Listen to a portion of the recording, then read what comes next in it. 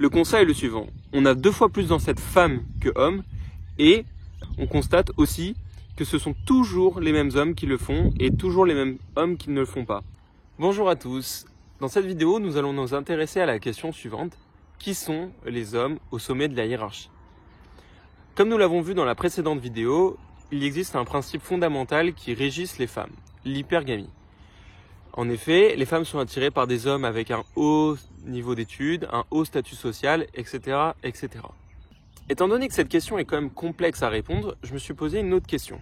Une question plus précise qui est quel est le comportement que ces gens ont et qui leur a permis d'atteindre ce niveau, par exemple, d'études élevées ou ce gros revenu. Quel est ces comportements qu'on retrouve chez ces hommes-là? Quand on réfléchit sur la question, on peut se dire alors que les femmes recherchent des hommes avec des attributs qui permettent l'acquisition de ressources, comme par exemple l'intelligence, l'acquisition de ressources par eux-mêmes, ou encore la force physique. Tout cela semble lié en fait. Tous ces critères, tous ces facteurs sont en fait des marqueurs de statut social et qui nous permettraient alors d'avoir plus d'indications sur nos ressources disponibles. Un point aussi important à mettre en évidence, c'est que ce n'est pas une hiérarchie de dominance, mais plutôt une hiérarchie de compétences. Je vais vous donner un exemple tout bête. Si on prend une équipe de football, celui qui va être au centre de l'attention, c'est celui qui aura marqué le but, ce sera le Messi du groupe et c'est celui qui attirera le plus le regard. Il n'a pas dominé son groupe de foot, mais il a été au centre de l'attention. C'est celui dont la compétence sera jugée la plus élevée parmi le groupe. Mais je pense, avant de s'intéresser à ce qu'en dit concrètement la Big Data, on peut s'intéresser déjà à ce que dit la psychologie. En particulier, je vais m'appuyer sur la psychologie évolutionniste. Il faut savoir que, par exemple, dans la psychologie évolutionniste, quand on s'intéresse à ce que disent les études psychologiques et les études sociales sur le comportement que préfèrent les femmes, on retrouve 2 grands principes qui sont très connus dans le monde de la psychologie. C'est le Big Five et la triade noire. Dans le Big Five, on retrouve 5 points. Le névrotisme, la conscience, l'extraversion, l'ouverture et la conscience. Quand les psychologues se sont intéressés au Big Five, ils se sont rendus compte que les femmes préféraient des individus hommes avec certains traits dans le Big Five. Par exemple, des hommes plus extravertis qu'introvertis, des hommes au centre de l'attention, des hommes ordonnés, avec des ambitions, etc., etc. Et c'est corrélé parce que quand on réfléchit, chaque seconde, chaque instant de notre vie, on réfléchit à qui donner de l'attention. Et comme notre temps est compté, évidemment, on veut donner de l'attention à celui qui le mérite. Et on retrouverait exactement ces mêmes comportements dans la triade noire, en fait, où on retrouve donc le machiavélisme, la psychopathie et le narcissisme. En tout cas, c'est ce que dit la psychologie à ce jour sur le sujet. On a tendance à préférer des individus névrotiques et plutôt au centre de l'attention, qui prennent des risques, qui peuvent être agressifs sans non plus être forcément agressifs tout le temps.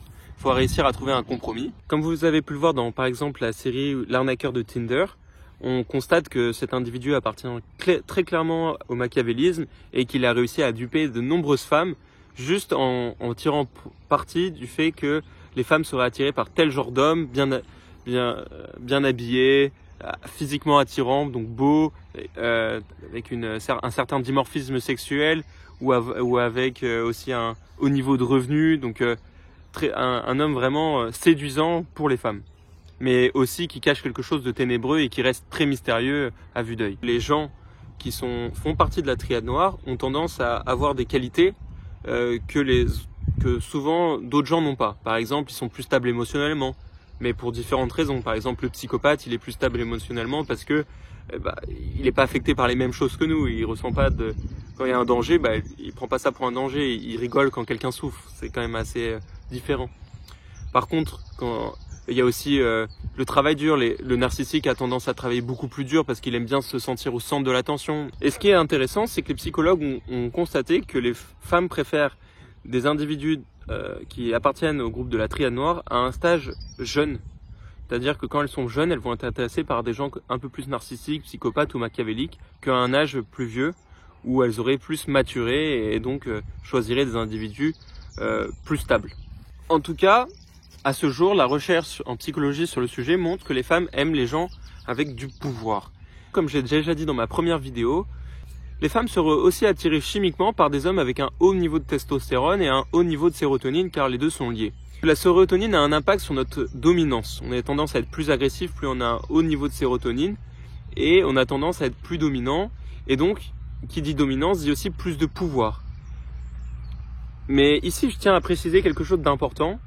Quand je dis pouvoir, ce n'est pas forcément le pouvoir qu'on exerce sur quelqu'un, mais on peut aussi utiliser le pouvoir avec quelqu'un. Et c'est ça qui différenciera donc les gens appartenant à la triade noire et les autres gens bienveillants qui aussi ont du pouvoir. Par exemple, utiliser un pouvoir d'une bonne manière, ce serait par exemple de tirer les gens vers le haut, de montrer l'exemple, ou d'être par exemple un leader, comme si vous étiez un leader démocratiquement élu. C'est vous qui choisissez pour le bien de votre peuple. Maintenant, on va passer à la deuxième partie de ma vidéo, qui va être qu'est-ce qu'on dit, le big data, donc la science dure sur le sujet. Tout d'abord, il y a quelque chose d'important à comprendre, c'est que les applications de rencontres, Facebook, les GAFAM, Google, Instagram, Twitter, Google Maps, même Google Maps, vous connaissez mieux que vous-même. Ils sont capables de prédire avec exactitude quels sont vos centres d'intérêt, quelle est votre personnalité. Par exemple, si vous allez dans un bar, vous allez rencontrer d'autres gens qui partagent les mêmes intérêts que vous. Et donc, à partir de ça, on pourra savoir quelles sont vos valeurs et avec qui vous sortez. Et par exemple, quels sont vos centres d'intérêt, si vous allez à la musculation, si vous faites du golf, etc.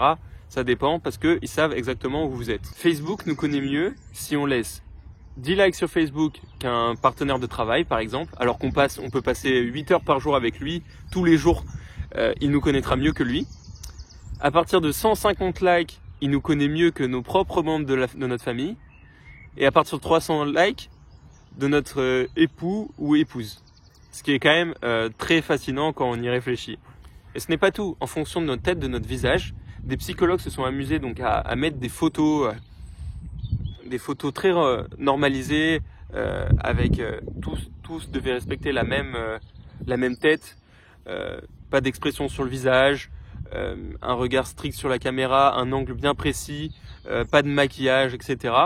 Et à partir de ça, ils ont appliqué ces photos à l'intelligence artificielle de Facebook et ils se sont rendus compte que Facebook arrivait à prédire avec un certain degré de corrélation, avec un certain degré de confiance, nos prédispositions comportementales sur tel sujet. Et ils sont souvent justes. Et c'est ça qui est fascinant, c'est qu'on peut prédire le comportement, les applications peuvent prédire notre comportement juste basé sur notre visage. Et c'est encore plus fou parce que nous, en tant qu'être humain, on peut le faire aussi. Et c'est là où ça va être intéressant. Il faut comprendre que quand nous, en tant qu'humains, on juge un individu à partir d'informations d'entrée, par exemple, quel comportement il a eu, quelle est sa posture, etc., etc. Et en fonction de ça, on donne un choix plus ou moins direct, oui, non. Est-ce que je sors avec lui, oui ou non? Est-ce que je fais des trucs ou pas? Comment ma relation évolue avec lui? Et donc, nous sommes finalement un ordinateur aussi, mais plus sophistiqué qu'un ordinateur classique, disons. Et à partir de ça, nous aussi, en tant qu'humains, on prend des décisions à partir d'informations qu'on a. Et par exemple, on est capable de prédire avec une certaine précision, en fonction du temps qu'on passe avec la personne ou non, ses opinions politiques, son degré d'introversion ou d'extraversion par exemple. Et c'est ça qui est vraiment incroyable, c'est que à première vue, on peut déjà savoir plus ou moins le comportement d'une personne rien qu'en regardant ses photos ou rien qu'en regardant sa tête directement. Et ce qu'on conclut les data scientists à ce niveau-là, c'est qu'il y a certains comportements à privilégier pour obtenir des relations et d'autres non. Et on retrouve sur le sujet du coup évidemment des choses comme l'extraversion, enfin tout ce que j'avais précisé dans la première partie en fait. Cela s'avère réel et c'est les grosses applications qui le prouvent. Des data scientists ont aussi réalisé une expérience intéressante. Ils ont placé des micros dans la poche de gens qui allaient avoir un date. Et ils ont regardé quelles étaient les expressions les plus utilisées, quelles étaient les différentes intonations qu'on avait, etc., etc. Et voici ce qu'il en résultait. Les femmes qui avaient plus tendance à accepter un date étaient les femmes qui parlaient plus, qui disaient plus « je » que « toi »,« tu ». Elles parlaient plus d'elles-mêmes. Elles étaient aussi plus tranchées sur leurs opinions. C'est-à-dire que quand on leur demandait « est-ce que tu veux aller là ?», elles disaient oui et non pas « probablement »,« peut-être »,« je ne sais pas »,« pourquoi pas ». Elles étaient plus tranchées.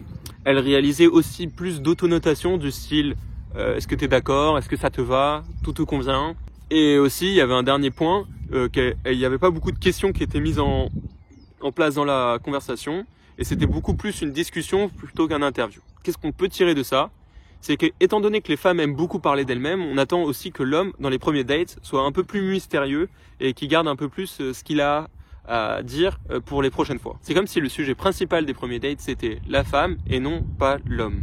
Étant donné qu'il y a plein de choses qu'on ne peut pas changer, il serait intéressant alors de se concentrer uniquement sur les choses qu'on peut changer. Par exemple, nos muscles, ça peut changer en allant à la salle de sport.